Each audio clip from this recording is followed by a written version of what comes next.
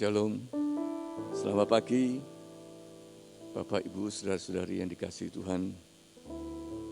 Pagi hari ini kembali kita bersyukur pada Tuhan kalau Tuhan masih berikan kita kesempatan untuk datang berhimpun, tidak lain untuk memuji dan menyembah Dia karena segala kebaikannya, pemeliharaan dan perlindungannya. Mari kita buka ibadah kita dengan doa.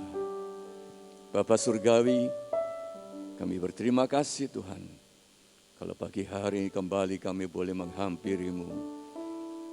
Tidak lain untuk mengucap syukur, untuk memuji dan menyembah-Mu, karena segala perbuatan-Mu dalam hidup kami. Karena pemeliharaan dan perlindungan-Mu, maka kami boleh ada sebagaimana kami ada pada pagi hari. Terima kasih Tuhan, terima kasih. Kami serahkan ibadah kami dari awal hingga akhir, hanya di dalam pimpinan daripada kuat kuasa Roh Kudus. Di dalam nama Tuhan Yesus Kristus, mempelai pria surgawi yang kami kasih. Mari yang siap memuji Tuhan sama-sama katakan, amin. Haleluya. Biar pagi hari ini kita mau menyembah Dia. Kita mohon kiranya Roh Tuhan bekerja di antara kita. Saat ku menyembah-Mu, Roh-Mu bekerja. Saat ku memuji-Mu, Kau bertata di atas pujian. Angkat hatiku,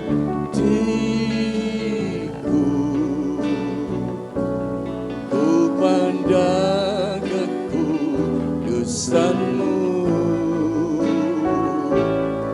Saat ku sembah, ku puji-Mu, ku rasakan kehadiran-Mu Tuhan.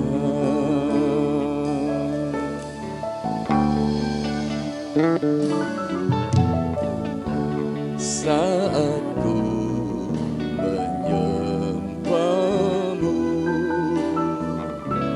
Roh-Mu bekerja. Saat ku memuji-Mu, Kau bertahta di atas pujian. Ku angkat hatiku,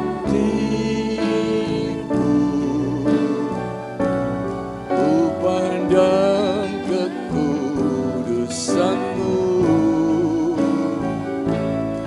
Saat ku sembah, ku puji-Mu, ku rasakan kehadiran-Mu Tuhan. Ku angkat hatiku,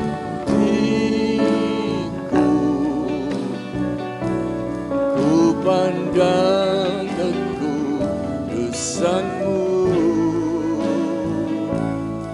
Saat ku sembah, ku puji-Mu, ku rasakan kehadiran-Mu Tuhan. Ku angkat hatiku, ku pandang kekudusan-Mu. sedang sedia di mana itu bangkit berdiri. Saat ku sembah, ku pujimu, ku rasakan kehadiran-Mu Tuhan. Ku angkat hatiku, ku pandang kekudusan-Mu. Saat ku sembah, ku pujimu, ku rasakan kehadiran-Mu Tuhan. Ku rasakan kehadiran-Mu Tuhan. Ku rasakan kehadiran-Mu Tuhan. Haleluya,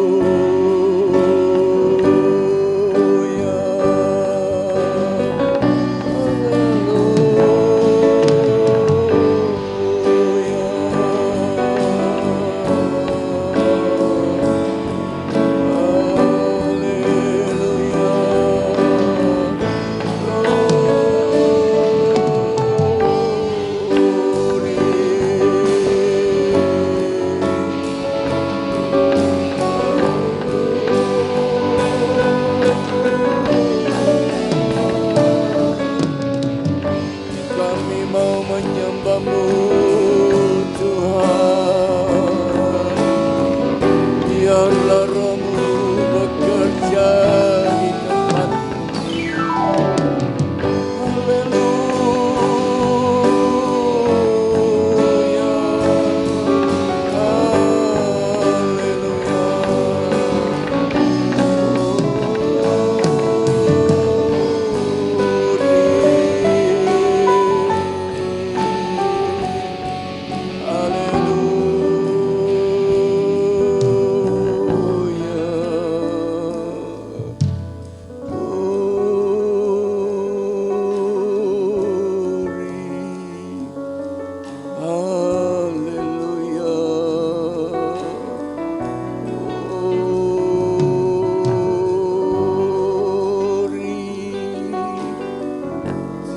terima kasih Tuhan. Terima kasih Tuhan. Haleluya,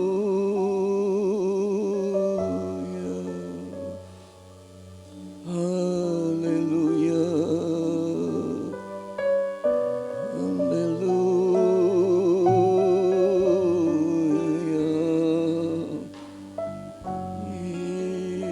Terima kasih Tuhan. Terima kasih Tuhan. Terima kasih buat segala kebaikan-Mu, buat kasih setia-Mu Tuhan, buat pemeliharaan dan perlindungan-Mu. Karena kalau kami boleh ada sebagaimana kami ada pada pagi hari ini, kami tahu semua semata-mata hanya karena anugerah-Mu Tuhan.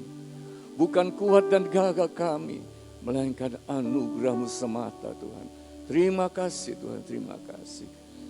Ku angkat hatiku,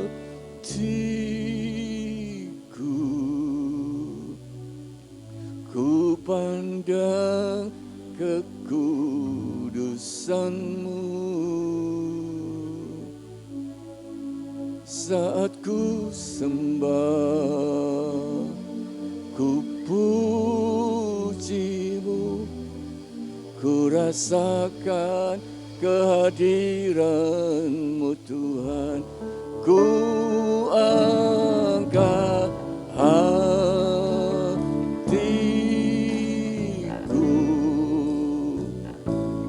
ku pandang kekudusan-Mu. Saat ku sembah, ku pujimu, ku rasakan kehadiran-Mu Tuhan. Ku rasakan kehadiran-Mu Tuhan. Ku rasakan kehadiran-Mu Tuhan. Terima kasih Tuhan. Haleluya. Amin. Sedang jemaat saya persilakan untuk duduk kembali. Kita bersyukur karena segala kebaikan Tuhan. Oleh karena biarlah pada pagi hari kita mau masuk gerbangnya dengan ucapan syukur, dengan puji-pujian bagi Tuhan.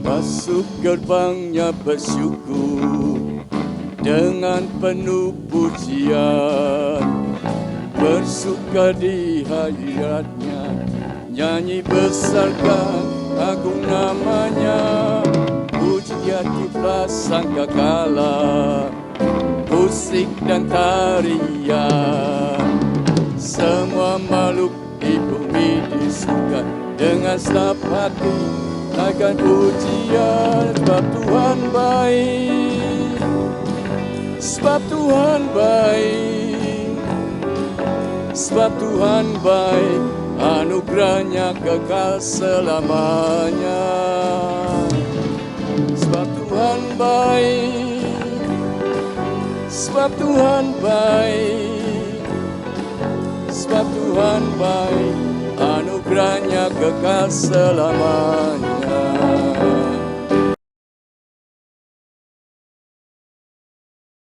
Sebab Tuhan baik, sebab Tuhan baik, anugerahnya kekal selamanya.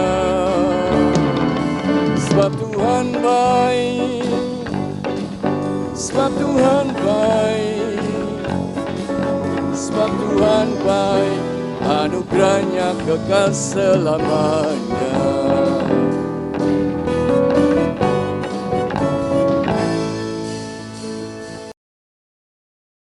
Tuhanku pencipta segalanya, datang sujud di hadapannya, angkat tanganmu, naikkan pujian, pujian tiuplah sangkakala, musik dan tarian, semua makhluk di bumi di surga dengan senap hati angkat pujian, sebab Tuhan baik. Kita bangkit berdiri saudara-saudara.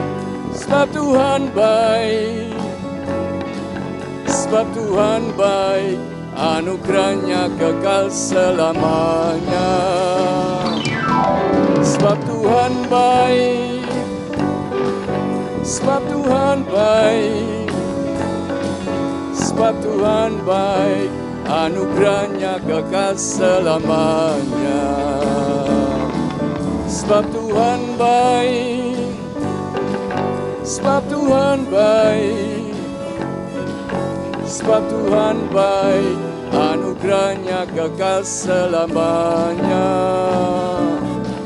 Sebab Tuhan baik, sebab Tuhan baik, sebab Tuhan baik, anugerahnya kekal selamanya. Sebab Tuhan baik, anugerahnya kekal selamanya. Sebab Tuhan baik, anugerahnya kekal selamanya. Beri kemuliaan bagi Tuhan. Haleluya. Terima kasih, silakan duduk kembali. Tuhan itu baik. Dia adalah jawaban bagi setiap persoalan kita. Dalam setiap kehidupan kita, Tuhan adalah jawaban bagi kita. Kita akan menyiapkan hati kita untuk masuk dalam firman Allah.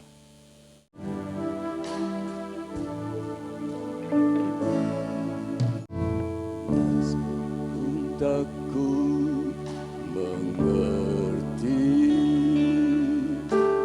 apa yang ku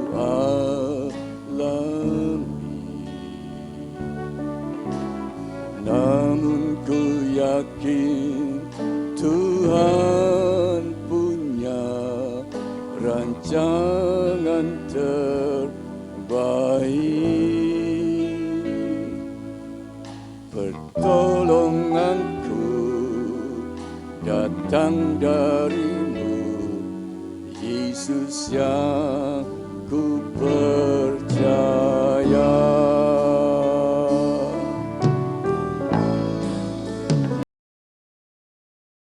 Bagiku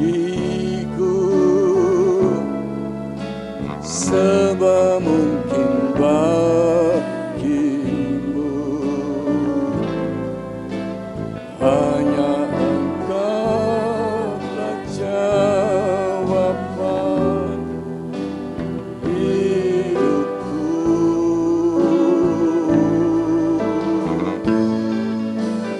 Yang tak pernah ku lihat dan tak pernah ku pikirkan, itu yang Kau sediakan bagiku.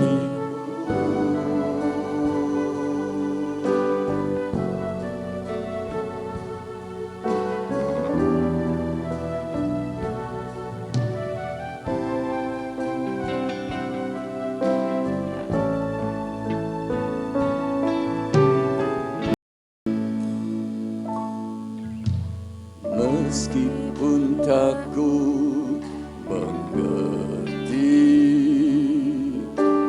apa yang ku alami, namun ku yakin Tuhan punya rancangan terbaik. Tolonganku datang darimu, Yesus yang ku percaya.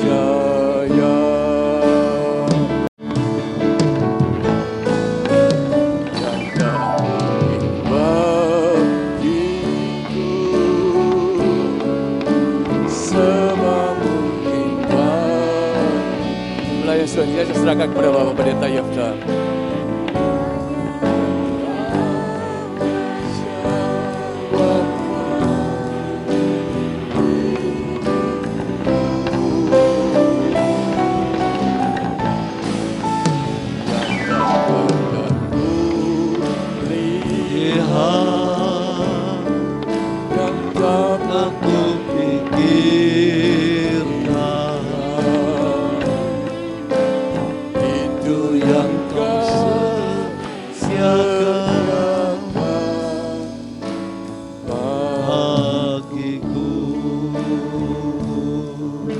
Itu yang Kau sediakan. Itu yang Kau sediakan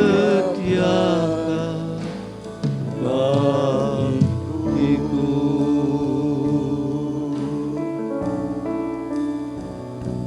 Yang Kau sediakan bagiku.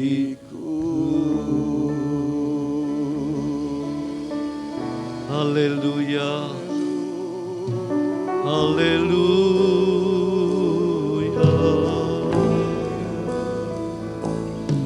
Bersyukurlah jemaat Tuhan. Bersyukurlah karena Dia baik adanya. Dia Allah kita yang setia dan sudah menyediakan banyak perkara buat hidup kita. Terima kasih Tuhan, terima kasih. Hormat bagimu, kemuliaan bagimu ya Tuhan.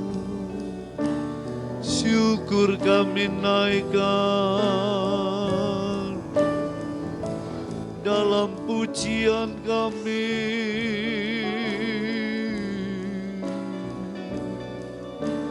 Kami percaya tidak sia-sia di hadapan-Mu. Haleluya. Kuasailah Tuhan hati dan pikiran kami, supaya kami mampu mengerti kehendak-Mu, sanggup menerima dan melakukan kebenaran firman-Mu yang ajaib dan kekal. Kuduskan hati pikiran kami, urapi selalu Tuhan. Dan kami percaya hadirat-Mu bersama-sama dengan kami. Karena Engkau Immanuel, Allah di dalam kami. Puji nama Tuhan. Kami sambut firman-Mu di dalam nama Kristus Yesus Tuhan, Juru Selamat dan mempelai laki-laki sorgawi kami. Haleluya. Amin. Shalom. Ya. Lebih semangat. Shalom. Ya. Artinya damai sejahtera bagimu. Itulah sebuah kabar ribuan tahun yang silam. Saat kisah nyata, kisah sejarah yang tidak dapat dibantah. Ketika Yesus, sang penebus dosa itu, datang ke dunia. Ketika Allah menjadi manusia sesaat. Ketika kasih menjadi manusia di dalam Yesus. Puji Tuhan, dan itulah kabar Shalom. Jemaat yang dikasihi Tuhan, yang ada di rumah Tuhan maupun yang masih ikut ibadah secara live streaming, mari kita bersama-sama di pagi hari yang berbahagia ini dengan cuaca yang terang. Saudara sudah dipelihara Tuhan sampai hari ini. Itu sebab mari kita lebih lagi untuk mengenal Dia. Kalau lewat puji-pujian itu juga firman. Sekaligus itu juga cara kita menghormati dan memuliakan Tuhan. Kalau persembahan itu cara kita untuk ikut melibatkan diri dalam pekerjaannya di muka bumi. Sebab satu kali saudara kepingin berbakti tidak bisa lagi. Catat ini. Satu kali saudara kepingin dengar firman, firman tidak ada lagi.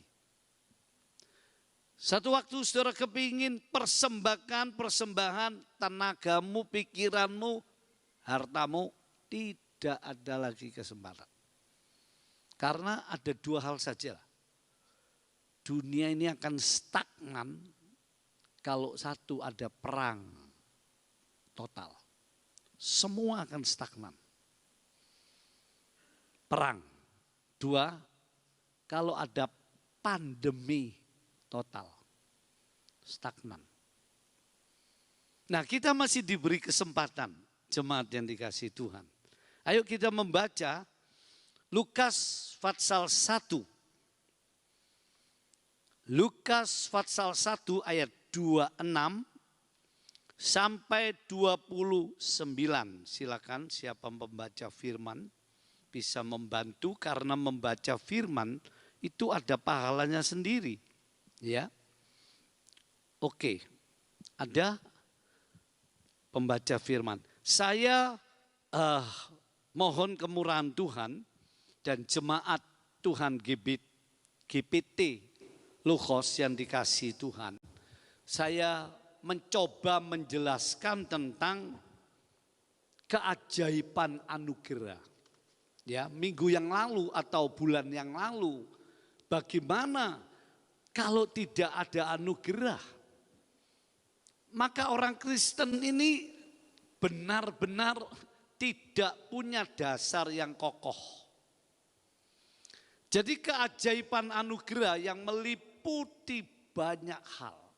Dan itu merupakan seri-seri doktrinal. Yaitu ajaran, pengajaran, keyakinan, kredo orang Kristen. Serta juga menyangkut hal-hal yang praktis untuk dijalani semasa kita di dunia ini. Nah, coba dibaca dulu Lukas pasal 1 ayat 26 sampai 29. Silakan. Lukas pasal 1 ayat 26 sampai 29. Dalam bulan yang ke-6 Allah menyuruh malaikat Gabriel pergi ke sebuah kota di Galilea bernama Nazaret. Bentar, 1 menit. Malaikat itu ada bagian sendiri-sendiri. Ini namanya fokus. Tapi bagi gereja Tuhan, jangan saudara dan saya ini bagian sound saja. Kalau saudara dibutuhkan bagian ngepel, ngepel. Kalau saudara dibutuhkan bagian dekor, dekor. Zaman sekarang kalau saudara hanya bisa satu fokus, susah. Harus belajar banyak hal yang bisa, walaupun tidak mahir. Malaikat Gabriel ini tugasnya menyampaikan firman. Ya, coba terus dibaca. Kepada seorang perawan yang bertunangan dengan seorang bernama Yusuf dari keluarga Daud. Nama perawan itu Maria. Nah, dalam doktrin kata perawan ini penting. Ya, saya tidak membahas itu. Kelahiran Yesus oleh perawan, bukan oleh wanita loh. Kata perawan ini punya hal yang penting, tapi saya tidak mengarah ke situ. Terus ayat 28. Ketika malaikat itu masuk ke rumah Maria, ia berkata, "Salam, hai engkau yang dikaruniai, Tuhan menyertai engkau." Ketika malaikat itu masuk ke rumah Maria, jadi saya ingatkan ada 3. Buka hatimu buat Tuhan. Buka rumahmu buat Tuhan. Buka dompetmu buat Tuhan. 3 ini berputar di situ. Kalau saudara enggak buka hati buat Tuhan, saudara pasti enggak selamat. Kalau saudara enggak buka rumah buat Tuhan, ikut mengembangkan pekerjaan Tuhan, siapa lagi? Kalau bukan jemaatnya yang ditebus oleh juru selamat sampai lahir di kandang yang hina itu. Ya. Dan buka dompetmu.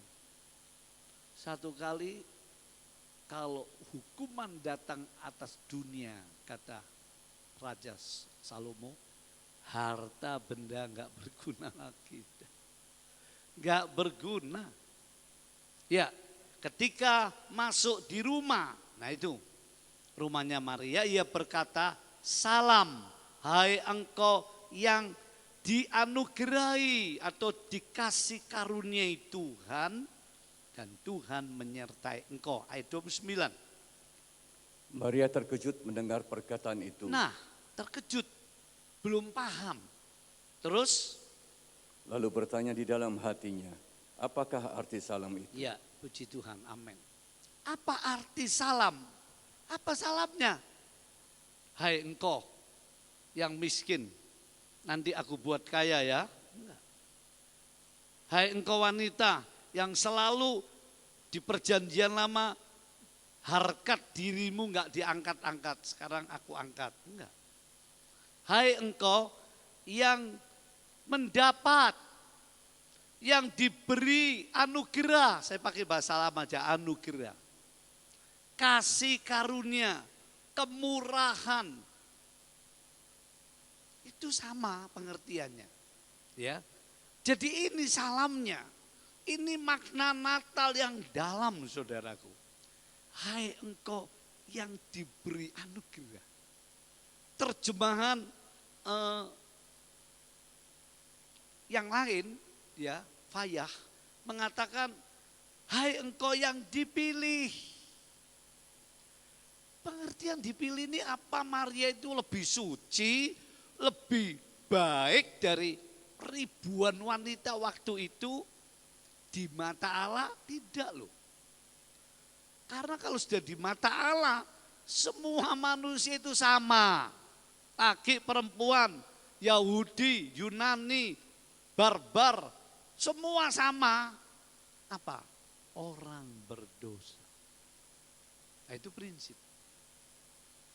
Tapi kalau dipilih, ini artinya orang ini mendapat kemurahan. Mendapat belas kasihan Allah. Itu hak prerogatif Allah. Dia mau pilih siapa aja, gak ada yang bisa mempersoalkan. Kenapa saudara dipilih sampai bisa jadi umatnya? Saudara akhir kan gak minta jadi Kristen. Kenapa saudara dipilih jadi jemaat di tempat ini? Sudah pikir kebetulan, dengar baik-baik, kekasih-kekasih Tuhan. Kalau seseorang berada di satu gereja, saudara pikir itu karena pilihanmu. Saya pernah ngomong sama satu bapak, istrimu pemimpin paduan suara, oh pindah saya enaknya ke luar negeri. Saya bilang, Tuhan, saya ini cuma hamba, memberi nasihat pandangan. Tapi roh penimbang saya, enggak. Tapi bapak ini jawab, loh aku minta tanda dari Tuhan. Apa tanda? Rumahku kalau tak jual aku minta sekian, laku, oke. Wah, saya bilang saya enggak berani kalau kamu sudah minta tanda. Tapi sebagai hamba Tuhan, rohku memberi perasaan rohani, engkau akan kembali ke Indonesia.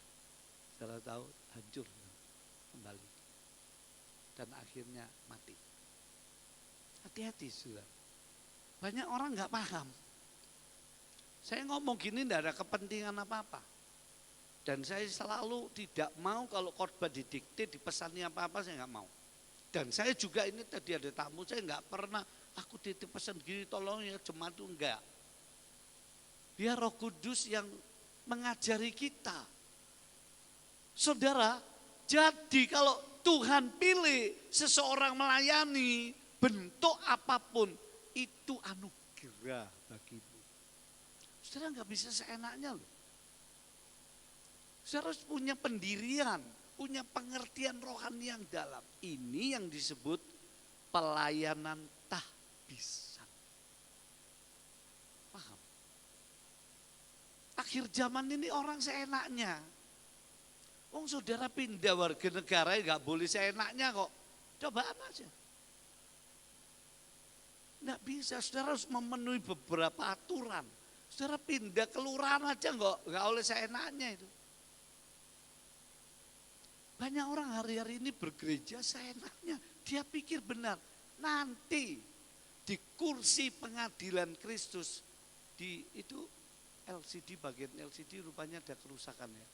Itu file tentang peta zaman dulu pernah saya ada di tempat ini. Kalau ada coba dibuka supaya saya bisa ajak jemaat ya.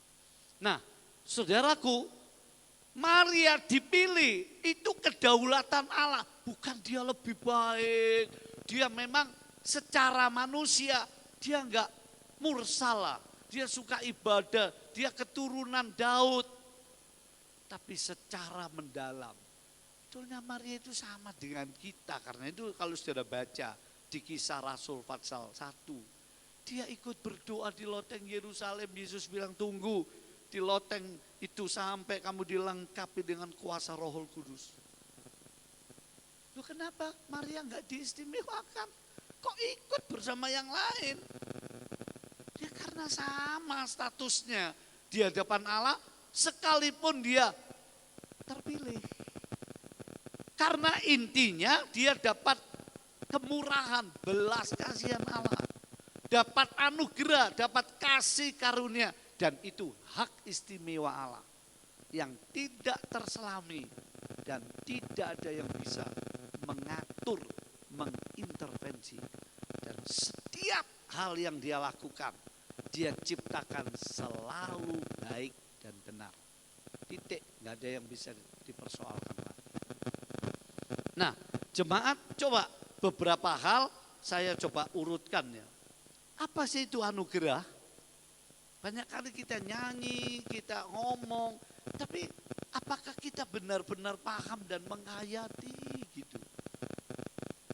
Tapi oleh karena kemurahan Tuhan. Dia. Mana pemain musiknya? Enggak ada. Ku ada sampai hari ini. Enggak apa-apa, LCD kalau terima kasih Bro.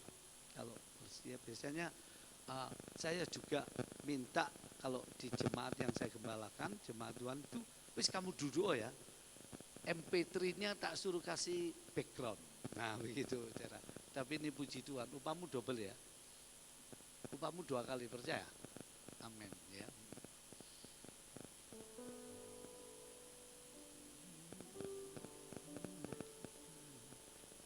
Karena kemurahan Tuhan, ku ada sampai hari ini. Coba, ini anak Tuhan, Om ini ya. Om berdiri Om, bentar Om. Berdiri, Om berdiri Om. Nah berdiri Om, berdiri di tempat. Berdiri di tempat. Ya pelan-pelan Om. Berdiri aja Om. Loh, saudara tahu, Om ini bisa berdiri sampai begini. Ini miliaran, amin. Miliaran. Jantung, paru, ginjal, tulang semua, mata. Kalau dihitung ini sampai hari ini miliaran sudah dia terima berkat tiap hari saudara semua ini sudah terima anugerahnya seperti itu. Terima kasih Om. Ya. Nah, jadi apa itu anugerah? Nanti kedua, mengapa harus anugerah? Ketiga, anugerah yang bertingkat. Keempat, enggak sekaligus saya khotbahkan, jangan khawatir ya. Anugerah dan keselamatan. Wah ini yang panjang lebar itu. Ya. Supaya kita makin paham doktrin keselamatan yang benar. Anugerah dan Natal. Nah itu aja lah. Tapi pagi hari ini coba saudara perhatikan apa itu anugerah. Tadi Maria ya dalam Lukas pasal 1. Tapi coba dibaca dulu 2 Korintus 12 ayat 9 dibaca. 2 Korintus 12 ayat 9. Jemaat buka textbook dibawa saudaraku ya. Alkitab elektrik dibawa. Puji Tuhan. Ya. 2 Korintus 12 ayat 9. Tetapi jawab Tuhan kepadaku. Tuhan menjawab. Sampai hari ini Tuhan berbicara loh. Lewat syair pujian, lewat khotbah yang diuraikan, dan lewat rema untuk persoalan-persoalan kita secara pribadi. Tuhan masih menjawab, ya. Cukuplah kasih karuniaku bagimu. Cukuplah anugerahku bagimu Paulus. Kata cukup ini artinya wis tah. Kamu enggak usah khawatir, takut, gelisah, banyak pikir. Anugerahku meliputi, menghandle semuanya Paulus. Sampai hari tuamu, sampai masa depanmu, sampai kesehatanmu, keuanganmu, kebutuhanmu. Cukup. Ini kalau kata cukup ini. Doa Bapak kami berilah kami makanan kami yang secukupnya. Salomo berkata, Tuhan jangan beri aku kaya, jangan beri aku miskin, tapi beri aku cukup. Oh, ini tersendiri nih. Ya, cukuplah anugerahku atau kasih karuniaku bagimu. Ada yang bersifat kolektif, korporat bersama dalam gereja. Karena itu kalau ada orang, saya di rumah sendirian, kebaktian kan sama Tuhan ada di mana. Enggak sama, enggak sama. Sebab ada berkat korporat bersama, ada berkat individu. Ketika saudara berdoa sendiri. Ya, terus dilanjutkan. Sebab justru dalam kelemahanlah kuasaku menjadi sempurna. Sebab itu terlebih suka aku bermegah atas kelemahanku, supaya kuasa Kristus turun menaungi aku. Ya, puji Tuhan. Jadi dari ayat ini saudaraku kita lihat bicara soal anugerah. Dan kalau saudara baca 2 Petrus 3 ayat 18, bertambah-tambahlah kamu dalam anugerah. Sangat besar anugerahnya. Lihat, membuat nada saja itu mengandung kebenaran firman. Ada nada rendah yang telah aku terima. Tiap dulu dari nada tinggi turun ke rendah. Saya pikir nyanyian sekarang indah-indah, baik-baik saya. Tapi nadanya itu nyanyian kuno-kuno lama itu mengandung kebenaran firman. Syairnya juga. Artinya dari nada tinggi terus turun ke bawah. Artinya Allah yang menjangkau manusia. Dari surga dia turun dalam peradaban manusia. Dalam kehancuran manusia. Pernahkah saudara merenungkan ini? Saudara pikir sama saja? Enggak loh. Dalam naik turunnya nada itu ada kabar Injil di dalamnya. Nah, jadi bertambah-tambahlah kamu dalam anugerah Allah dan pengenalan akan Yesus Kristus. Kalau saudara baca Yohanes pasal 1, Musa yang membawa Taurat, tapi anugerah didatangkan oleh Yesus Kristus. Taurat hanya bisa nuntut. Kalau enggak dipenuhi, saudara akan dihukum. Saudara menjalani 20 tahun Taurat, andaikan bisa. Kemarin 1 saja saudara langgar, dusta. 20 tahun habis. Enggak ada guna. Makanya Paulus berkata dalam surat Roma, tidak ada orang yang bisa dibenarkan oleh Taurat. Taurat itu hanya menunjukkan hukumnya itu kudus, sempurna, benar. Tapi kalau nggak ada yang genapi, menyempurnakan, Matius 5:17 Yesus berkata, aku datang bukan untuk merombak Taurat tapi menggenapi. Artinya, hukum Allah itu menuntut. Lah kalau manusia dituntut terus ya pasti binasa, masuk neraka. Gak ada satupun yang bisa selamat. Karena itu Yesus menanggung. Matius 1 ayat 21. Namakan dia Yesus. Karena dia yang akan melepaskan umatnya dari Israel dulu. Dari dosa. Bukan dari ekonomi. Secara problem di muka bumi yang paling dahsyat yang nggak bisa diatasi oleh negara apapun dosa. Dosa melahirkan kejahatan, kenajisan, peperangan, kebencian, kemurtatan, macam-macam saudara. Bahkan orang yang baik pun dia tetap dicengkeram dosa itu. Dosa kesombongan. Karena dia merasa lebih baik dari orang lain. Hati-hati. Nah, apa itu kasih karunia anugerah jemaat yang dikasih Tuhan yang ada pagi hari ini dimanapun Anda berada dalam live streaming? Singkatnya begini, anugerah adalah pemberian Allah, Allah yang esa, Bapa, Putra, Roh Kudus yang menyatu nggak bisa dipisahkan dan setara itu, memberikan pemberian yang teramat besar. Saudara bisa baca firman dengan seperti orang main drama. Kalau saya ngomong gini, Allah memberikan pemberian yang amat besar. Lain, biasa. Kalau saya ngomong, Allah memberi pemberian yang amat besar. Saudara bisa bayangkan? Tidak bisa dong. Jadi intonasi nada itu mempunyai arti untuk menjelaskan. Anugerah artinya Allah memberi pemberian yang teramat besar. Yang sebenarnya kita sangat-sangat tidak layak. Itu intinya anugerah. Loh, ini kan dahsyat. Ini hebat loh saudaraku. Coba direnungkan dulu. Bahkan mari kita pahami, kita alami, kita jelaskan kepada sesama kita.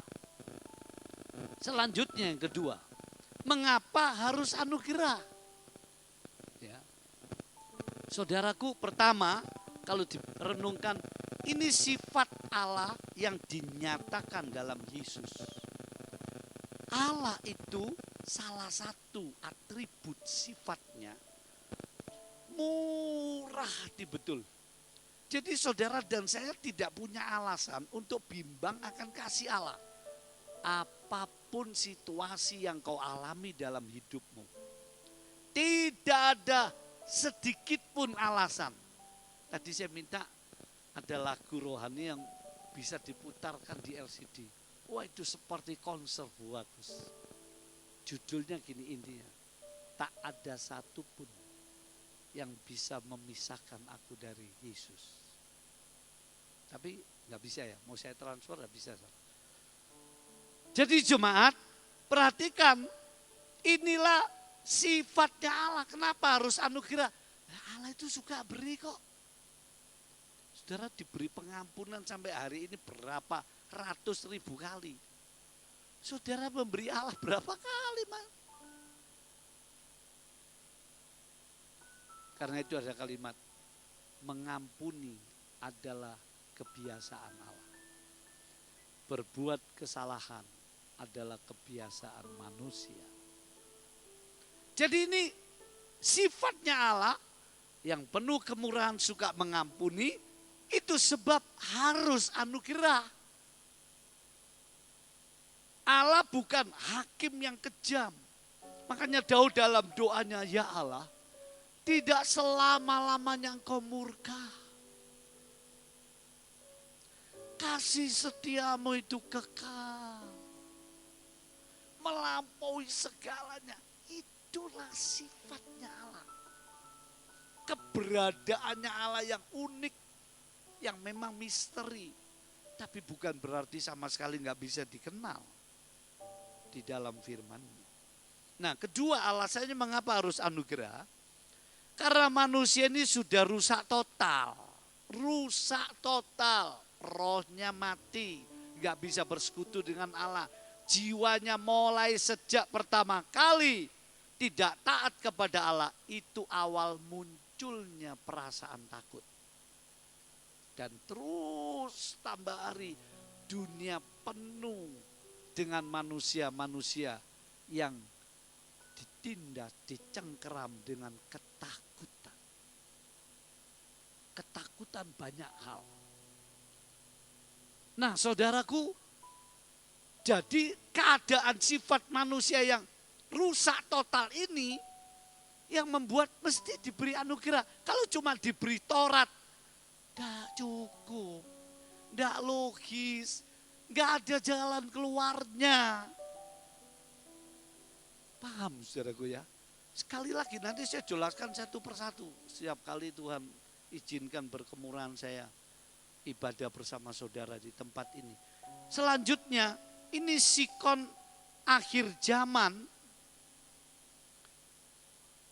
Ya, coba dibaca Matius 24. Matius 24 ini ajaran Yesus tentang akhir zaman. Matius 24 ayat 12. Silakan. Matius 24 ayat 12. Dan karena makin bertambahnya kedurhakaan.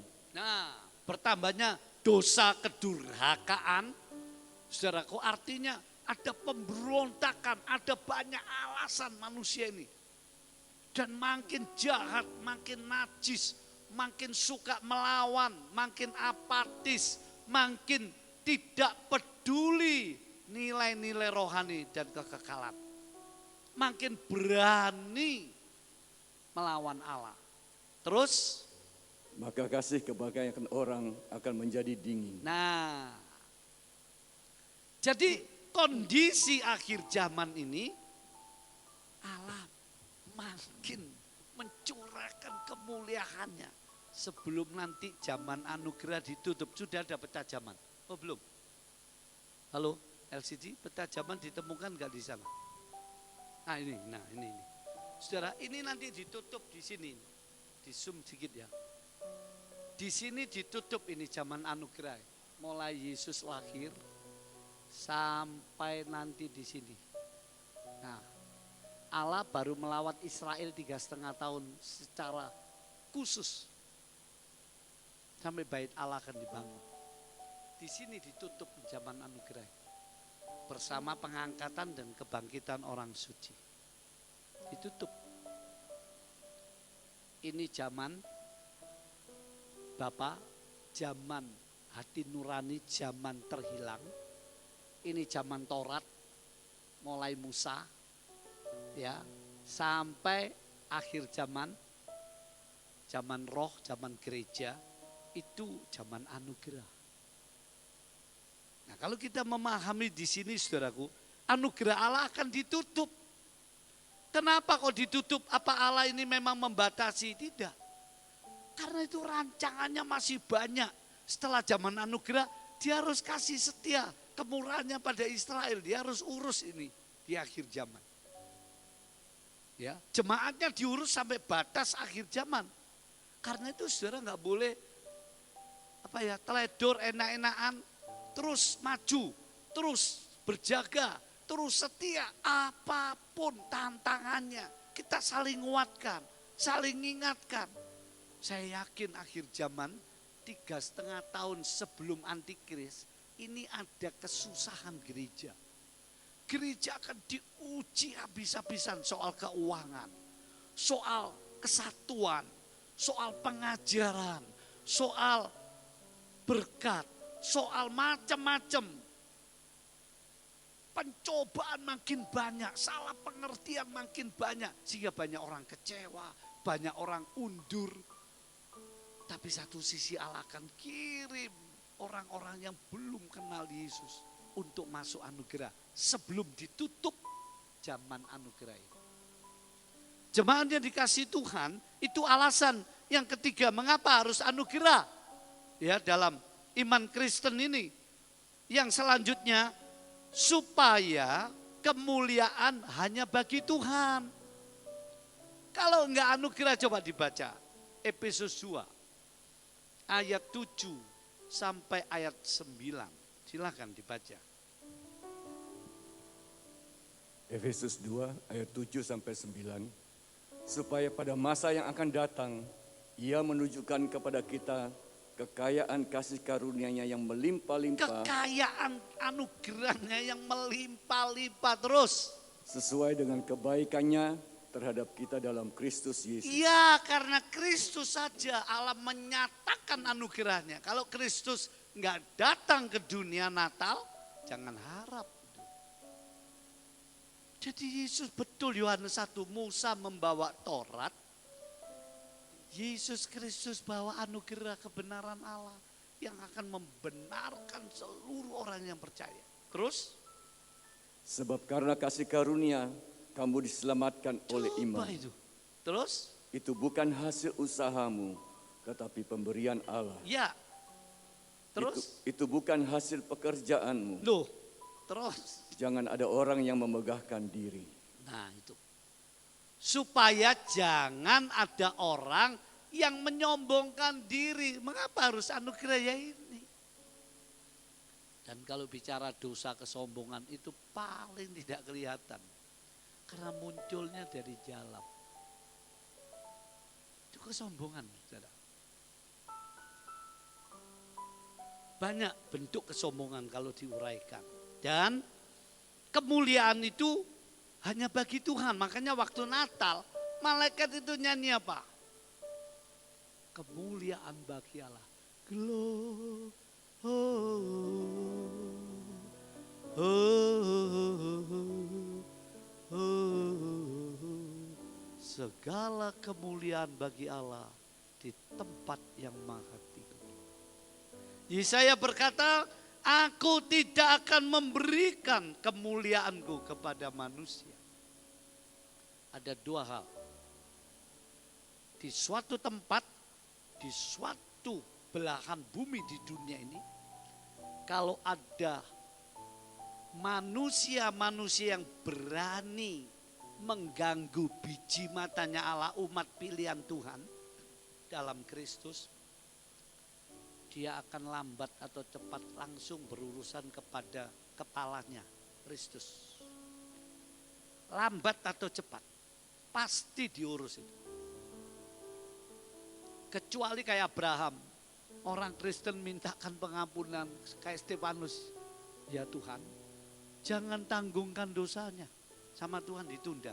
Tapi tetap diurus. Entah kena bencana, entah macam-macam.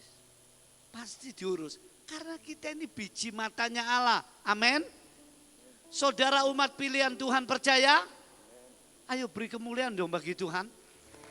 Benar. Ini perkataan yang benar. Jadi hati-hati loh. Dengar baik-baik siapapun yang mendengar kebenaran ini. Kalau ada yang mengganggu. Wong yang salah saja. Saul salah. Daud tidak berani ganggu kok. Dia ngomong jangan. Stafnya, tak belani Daud, tak belani, tak tombak Saul mati nih. Daud bilang, kamu ini bicara apa ini? Ini orang pernah diurapi Tuhan. Kamu jangan coba-coba ya. Sekarang nggak ada sifat begitu tuh. Saya naik ngomong. Saya naik menilai. Hati-hati yang rugi saudara sendiri. Karena itu ditetapkan Rom 12 ayat 21. Jangan membalas kejahatan dengan kejahatan. Kita tidak punya hak. Tapi ingat. Yang pertama ini, jangan main-main mengganggu biji matanya Allah. Kedua, jangan main berhala. Dua ini saudara pasti mendatangkan murka Allah. Di suatu belahan bumi di mana saja. Saudara coba pelajari sejarah. Pasti kena itu. Dua hal, mengganggu biji mata Allah atau sujud-sujud menyembah, mengagungkan berhala. Entah bentuknya apa itu. Itu berkaitan dengan roh setan. Tuhan pasti ngurus. Artinya Tuhan pasti memurkai. Memurkai beda dengan menghajar. Anak Tuhan tidak pernah dimurkai, dihajar. Beda. Ini kalau dijelaskan mengandung anugerah, kenapa anak Tuhan kalau diajar Ibrani 12. Tapi dunia akan dihukum, dimurkai. Karena saudara anaknya. Kenapa ada? Karena Bapa merancang keselamatan, Sang Firman jadi daging, dia yang melaksanakan penebusan, Roh El Kudus yang terapkan dalam hidup saudara. Sehingga saudara bisa dilahirkan baru. Sudah clear itu. Sudah lahir 2 kali itu. Apa bisa hilang nanti keselamatannya? Nah, kapan saya jelaskan pelan-pelan. Jadi saudaraku, mengapa harus anugerah? Ya karena manusia nggak bisa sombong lalu. Dan tidak mungkin sombong. Oh memang anugerah, pemberian yang amat besar, yang nggak layak.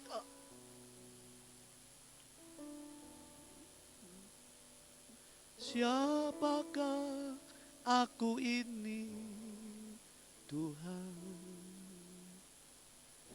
Jadi biji matamu.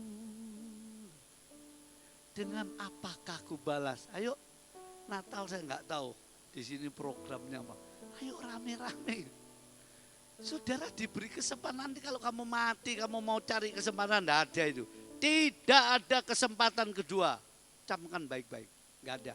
Kesempatannya ada di bumi. Dimulai di mana? Di keluargamu. Dimulai di mana? Di gerejamu, di kotamu. Ini aturan-aturan, makanya ada surat penggembalaan. Semoga kita makin mengerti, saudara. Haleluya. Nah, mengapa akhir zaman ciri khas kekristenan? Kekristenan ini punya ciri khas unik. Seperti bangsa Indonesia, banyak suku, banyak agama yang saling menghargai, namanya saling toleransi, saling menghormati. Budayanya berbeda-beda, tapi satu, Bhinneka Tunggal Ika, gotong royong. Jadi Indonesia ini punya ciri khas, makanannya, alamnya, kekayaannya, budaya bangsanya, macam-macam itu. Tarian, pakaian, unik. Negeri ini istimewa, sampai dia berkata Indonesia itu miniaturnya dunia. Nah, kekristenan punya ciri yang luar biasa, yang keren bro. Yang unik, yang bukan ciptaan gereja, bukan ciptaan bapak-bapak gereja. Ini Allah yang menetapkan. Apa? Hidup oleh anugerah. Selamat oleh anugerah. Daud berkata, anugerahmu, kemurahanmu lebih dari hidup. Harusnya dia mati tuh. Karena dosanya. Anugerahmu yang membuat aku besar. Cuma penjaga, embek domba. Jadi raja yang hebat. Kalau saudara sampai hari ini bisa diberkat, bisa sehat. Mari sungguh-sungguh Tuhan. Semua ini karena kemurahan-Mu. Hati kita belum sungguh-sungguh bisa begitu. Seakan-akan ini kebiasaan kita, usaha kita. Makanya ada ayat, terkutuklah orang yang berharap manusia. Dan yang menyandarkan pada kekuatannya sendiri. Bukan berarti belajar usaha, program, kerja keras gak penting. Bukan, ini motivasi. Tuhan, sekalipun aku bangun pagi, aku kerja mati-matian. Kalau enggak karena anugerah-Mu enggak bisa. Biar dokter yang hebat Tuhan, kalau bukan karena anugerah-Mu. Dan kalau Tuhan beri anugerah, dalam konteks beri kesempatan, berarti saudara masih diberi bonus. Untuk apa? Ini loh. Yohanes 9, ayo dibaca ayat 4. Ini salah satu tujuannya. Diberi bonus untuk apa ini? Ya, Yohanes 9 ayat yang keempat. Yohanes 9 ayat yang keempat. Kita harus mengerjakan pekerjaan Dia yang mengutus aku selama masih siang. Akan datang malam di mana tidak ada seorang pun dapat bekerja. Jelas toh? Mari kita melayani Tuhan. Layani Tuhan dengan kesungguhan. Upahmu besar loh di surga. Sungguh saudara. Sungguh itu. Sudah disediakan. Kalau saudara di bumi ini gak punya rumah. Karena itu sudah punya rumah yang hebatnya. Gak ada konglomerat di dunia bisa nandingi. Bill Gates pun gak bisa. Rumahmu lantainya emas itu. Dindingnya permata itu. Itu bukan omong kosong itu. Kalau hari ini saudara masih sakit-sakitan misal. Kamu sudah disiapkan tubuh kemuliaannya. Gak bisa tua, gak bisa mati loh. Gak bisa sakit. Gak bisa lelah. Tuh ada enggak ini? Dunia memberi ini gak ada saudara. Cuma belum kelihatan. Sini siapa yang punya tabungan? Angkat tangan. Gak mau. Siapa yang punya utang? Angkat tangan. Gak mau juga. Siapa yang gak punya apa-apa? Repot orang Kristen ini ya. Pemalu-pemalu. Ya. Kalau saudara punya tabungan, lu gak kelihatan. Cuma selembar kertas deposito mungkin. Cuma selembar ini kalau dijual di tukang loak dia gak ngerti. Suruh bayar 10.000 dia gak mau. Tapi nilainya itu mau gak kelihatan. Dimasukkan di bank itu nilainya berapa? 100 miliar, 100 triliun loh. Itu sistem namanya. Kerajaan Allah sama. Jadi mengapa anugerah? Alasannya ini ciri khas iman Kristen. Semua pakai anugerah, pakai anugerah. Loh, lalu di mana tujuannya? Perbuatan baik itu kok semua anugerah kita jadi enak-enakan. Mboten para sedherek. No, tidak begitu. Justru karena anugerah. Ku kagum hormat akan Engkau. Makin kagum, makin hormat. Kan begitu sebetulnya. Bukan terus nyepelekan. Loh memang kapan-kapan sama saya jelaskan apa orang Kristen sudah lahir baru penuh Roh Kudus gak bisa salah, gak bisa berdosa. Loh, ketika dia berdosa belum yang dalam pergumulan dengan dosa, ini mau diapakan ini? Mau dibuang? Enggak, saudara. Kalau enggak, di mana keajaiban anugerah itu? Di mana kerennya iman Kristen? Gak ada sami mawon. Semua berjuang usahamu sendiri kok. Ayat tadi jelas Efesus. Bukan hasil usahamu. Bukan pekerjaanmu. Belum yang lain-lain. Ini agak sulit dipahami. Karena manusia itu selalu ingin menggantungkan dirinya pada perasaannya, pada kenyataan, pada pengertiannya sendiri, dan usahanya sendiri. Rasanya kalau mau masuk surga itu menggantungkan pada Allah itu rasanya kurang serap. Nah, di sini iblis nanti menipu daya. Logikanya gak mungkin. Saudara mau gantungkan pada usahamu sendiri ya konyol. Ya pasti amblas kamu. Gak punya harapan seperti yang lain. Coba tanya, punya harapan enggak? Punya kepastian? Enggak ada. Tapi kalau iman Kristen menggantungkan pada anugerah itu bukan berarti lalu ngeremek saya, bukan loh. Saya belum sempat jelaskan. Tapi ini kebenarannya yang menjadi ciri khas kekristenan. Nah begitu loh saudara. Jadi apa itu anugerah? Mengapa harus anugerah? Ada berapa poin? Anugerah yang bertingkat saya tutup di sini saja. Saudara dipelihara sehari-hari. Seperti tadi masih bisa berdiri, bernafas, masih umur sekian, masih kuat, mungkin berdirinya agak pelan-pelan, jantungnya masih berdetak, ususnya masih bisa makan. Lidahnya bisa ngerasa manis sama pahit, bisa? Pahit sama manis, bisa? Lidah, bisa. Ada konglomerat ngomong gini, Mbok tolong kenal dok, aku ini kepingin rasa manis, asin, pahit, gak bisa lidahnya. Berapa sih tak bayar, sak M tak bayar, gak bisa. Loh, saudara ini loh, Robert kamu ngerasakan pahit bisa enggak? Pahit enggak bisa? Gak jujur kamu.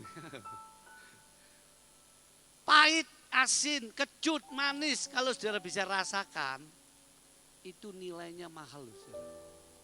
Saudara gak pernah betul-betul ngucap syukur, Tuhan aku masih bisa. Saudara bisa tidur nyenyak, nilainya mahal itu. Mahal sampai dibangunin sampai kesiangan sampai gak kebaktian.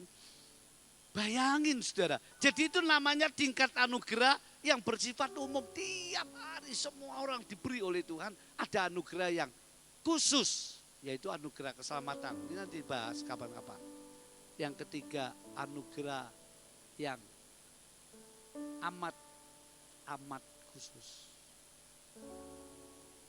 yaitu kita dijadikan mempelainya. Wah, ini tidak semua. Sebab pengangkatan, mana peta zaman, itu tidak semua saudara. Pengangkatan itu, nah di sini. Lalu orang kudus di angkasa pertemuan. Ada pertemuan muang di udara, pertemuan yang manis, semua dikumpulkan. Oh, derita hilang semua. Lalu saudara diteliti upahmu masing-masing. Yang korban 10.000 sama 10 juta sama enggak pahalanya? Halo? Sama enggak? Jujur, sama enggak? Enggak sama loh saudara. Tapi kalau yang 10 juta ingin pujian, ya terpaksa, oh enggak ada lagi yang nyumbang, usahaku yang nyumbang lah. Nah, pakai perasaan pengertian begitu. Sama yang 10.000, Tuhan aku cuma punya 50.000 ini tak kasihkan 10.000. Oh ya gede 10.000 nilai di hadapan Tuhan. Semua diukur dari motifnya, hati-hati. Tapi kalau sama-sama tulus, sama-sama percaya, ya besar. Karena itu ukurlah, Wahyu 11. Ukurlah orang yang di bait Allah berbakti. Saudara seminggu berapa kali? Beda sama yang sebulan sekali. Alasannya nanti Tuhan, bukan gembala. Gembala cuma mantau saja. Majelis cuma memotivasi. Di sini loh, mana jangan diubah nih. Itu perhitungannya di sini semua. Nah di tengah ini, takhta pengadilan Kristus 2 Korintus 5 ayat 10. Ayo dibaca terakhir itu ayatnya. Kemudian baru pesta kawin anak domba Wahyu 19 ayat 7. Sekarang 2 Korintus 5 ayat 10. Pemain musik naik atas. Ya. 2 Korintus 5 ayat yang ke-10. Ya. Sebab kita semua harus menghadap tahta pengadilan Kristus. Kita semua akan menghadap takhta pengadilan Kristus. Masing-masing loh. Suami sendiri, istri sendiri, anak sendiri, orang tua sendiri, kakak, adik, gembala, jemaat. Nggak ada, nunut di sini nggak ada. Terus? Supaya setiap orang memperoleh apa yang patut diterimanya sesuai dengan yang dilakukannya dalam hidupnya ini. Sesuai yang dilakukan dalam hidupnya. Nah ini kalau ayat ini dikaitkan keselamatan, ya keliru, ya konyol masuk neraka sesuai. Ini ayat untuk anak-anak Tuhan yang terima pahala itu. Sesuai yang dilakukan baik atau jahat. Masih Pak. Baru masuk pesta kawin. Nah ini mempelai ini. Di sini ini khusus. Itu namanya anugerah yang amat-amat khusus. Tidak semua masuk itu. Saudara boleh ikut gereja kabar mempelai, tapi tidak memastikan saudara jadi mempelai. Ayo kita berdiri bersama-sama. Ya besar, besar anugerahnya. Haleluya. Ya besar, besar kuasanya.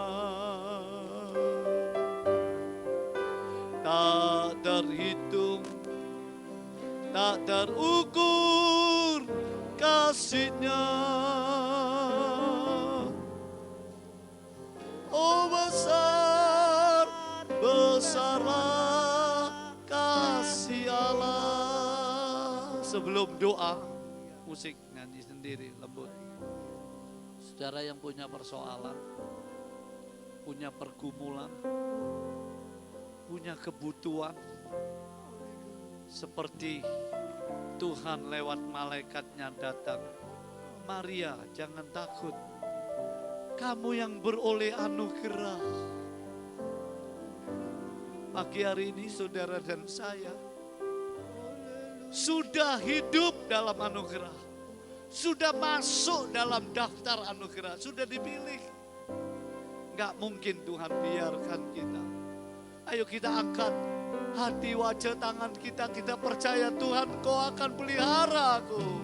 Ya besar, besar anugerahnya. Ya besar, besar kuasanya. Tak terhitung, tak terukur kasih-Nya. Oh besar,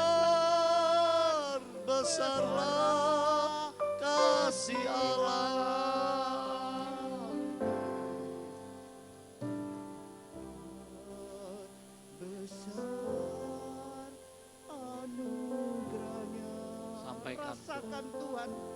Rasakan saudara, betapa besar anugerah Tuhan bagi kita. Yes. Haleluya. Puji Tuhan. Terima kasih Tuhan. Terukur kasih-Nya.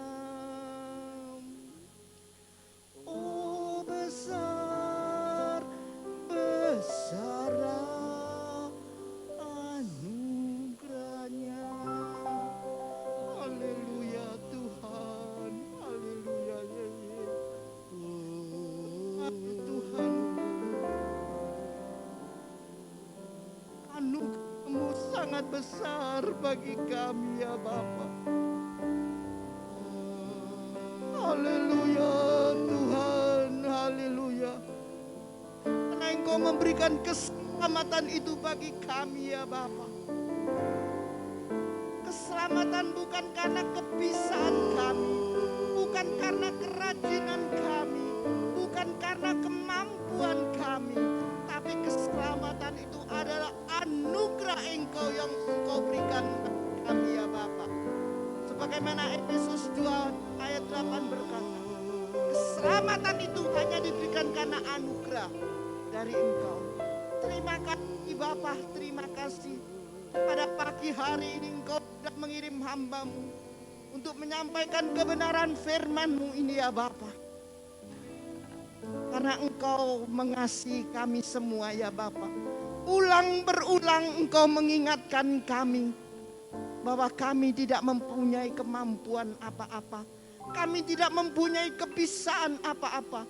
Jika satu kali Engkau datang menjemput kami, satu sen pun tidak akan kami bawa ke dalam kerajaan surga ya Bapa. Dan pagi hari ini Engkau sudah memberikan Roh Kudus-Mu Tuhan bagi kami semua.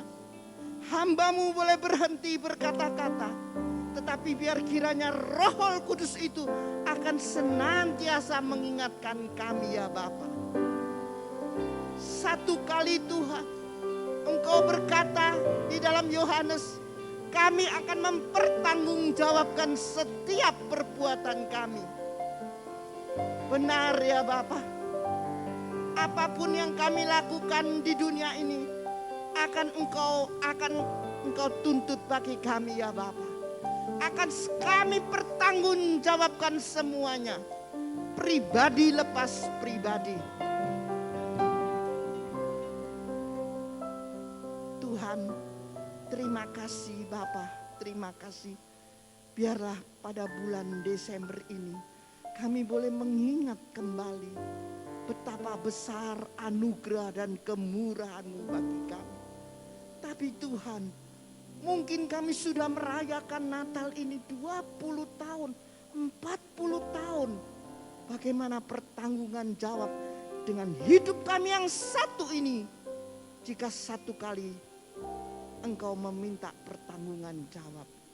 Terima kasih Tuhan, Engkau mengingatkan kami semua lewat hamba-Mu.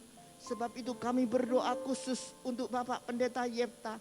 Kiranya Engkau memberkati pelayanannya, Engkau memberkati keluarganya ya Bapak. Pakai beliau lebih hari lebih heran guna hormat kemuliaan nama-Mu. Dan biar kiranya Tuhan, firman yang sudah ditabur bagi kami semua, bukan hanya untuk kami dengar, tapi kami lakukan, kami praktekkan di dalam kehidupan kami masing-masing. Senantiasa kami harus ingat bahwa karena kasih dan kemurahan-Mu, karena anugerah-Mu itu yang sudah membuat kami ada seperti kami ada saat ini ya Bapak. Bagi seluruh sidang jemaat-Mu Tuhan yang datang, kiranya Engkau memberkatinya. Yang sakit Engkau mau sembuhkan, yang susah Engkau mau hiburkan, yang lemah Engkau mau kuatkan ya Bapa. Yang pahit hati Engkau memberikan madu yang manis dari surga itu ya Bapa. Terima kasih Tuhan, Engkau pakai kami semua, para pelayan-pelayan-Mu, WL singer, pemain musik, sound dan semuanya Tuhan. Tidak satu pun terkecuali, termasuk kami semua seluruh sidang jemaat-Mu. Biar berkat itu datang di dalam kehidupan kami. dengar dan jawab doa kami Bapa.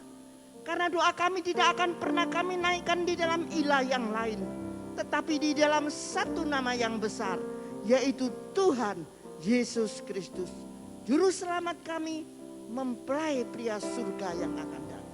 Haleluya, amin. Ada satu sobatku yang setia, tak pernah dia tinggalkan diriku. Di waktu aku susah, waktu ku sendirian, dia selalu menemani diriku. Namanya Yesus, namanya Yesus, nama Yesus yang menghibur hatiku. Namanya Yesus, namanya Yesus, nama Yesus yang menghibur hatiku. Kita bangkit berdiri, saudara. Ada satu sobatku yang setia, tak pernah dia tinggalkan diriku. Di waktu aku susah, waktu ku sendirian, dia selalu menemani diriku. Namanya Yesus, namanya Yesus, nama Yesus yang menghibur hatiku. Namanya Yesus, namanya Yesus, nama Yesus yang menghibur hatiku. Namanya Yesus. Saya mengundang Bapak dari Efta menaikkan doa penutup dan doa berkat. Nama Yesus yang menghibur hatiku. Katakan semua, namanya Yesus, namanya Yesus, nama Yesus yang menghibur hatiku. Nama Yesus yang menghibur, nama Yesus yang menghibur hatiku. Sekali lagi dengan yakin, nama Yesus yang menghibur hatiku.